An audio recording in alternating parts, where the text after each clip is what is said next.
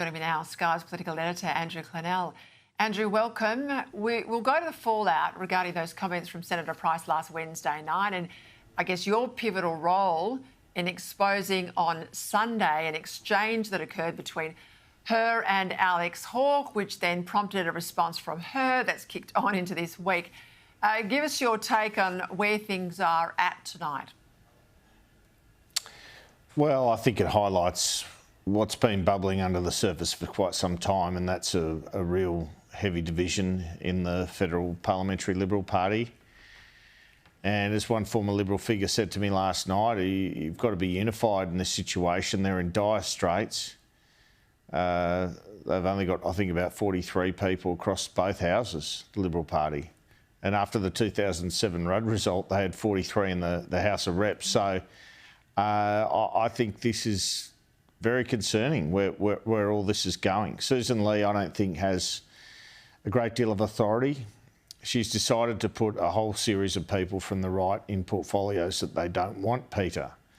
You know, Andrew Hastie didn't particularly want Home Affairs, I don't think. James Patterson didn't want Finance. He wanted Foreign. Jane Hume got dumped. I know she's not in the right. Micaiah Cash got Foreign. Not sure if she was up for that. So Angus Taylor Defence, well, perhaps he just has to wear that after, you know, being part of that disastrous election campaign. But Jacinta Price as well, Defence Industry. So you see my point here, which is Sussan Ley started the job by putting people in jobs putting all the people who voted against her in jobs they don't want. And what you should be doing, I think, is putting them in jobs which they want to do. So you almost, if you can, you have to reward your own supporters, of course, but so you're almost bringing them with you and encouraging them to support you. And I think it's right to say that Alex Hawke calling Jacinta Price as a power broker for Sussan Ley instead of Sussan Ley is a mistake, because that would have been a worthwhile conversation for Sussan Ley to have, even if she and Jacinta Price didn't agree in that conversation. That you can't conflict avoid these things, you know.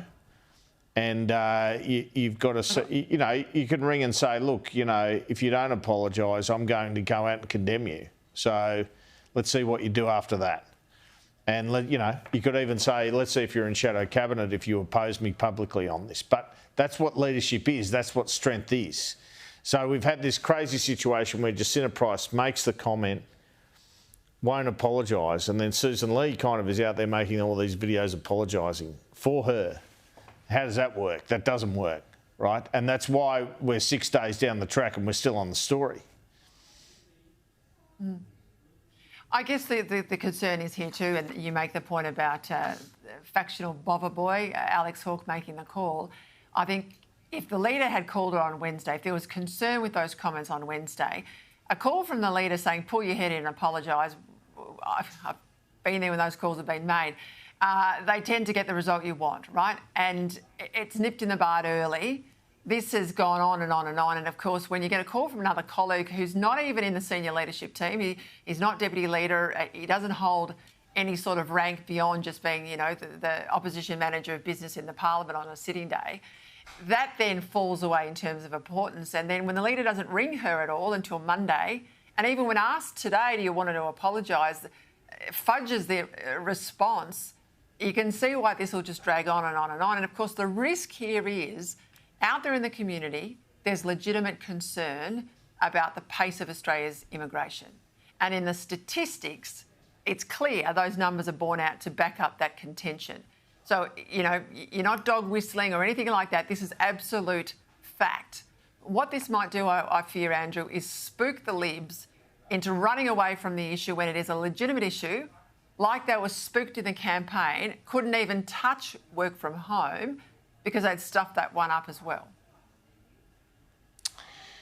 Yeah, well, it's a very messy situation, but I have to be honest with you, a lot of the people in the Liberal Party that I talk to don't think Sussan Ley will last the term. And that's because of this division that exists. And I guess you often see opposition leaders after a defeat like that not make the 3 years.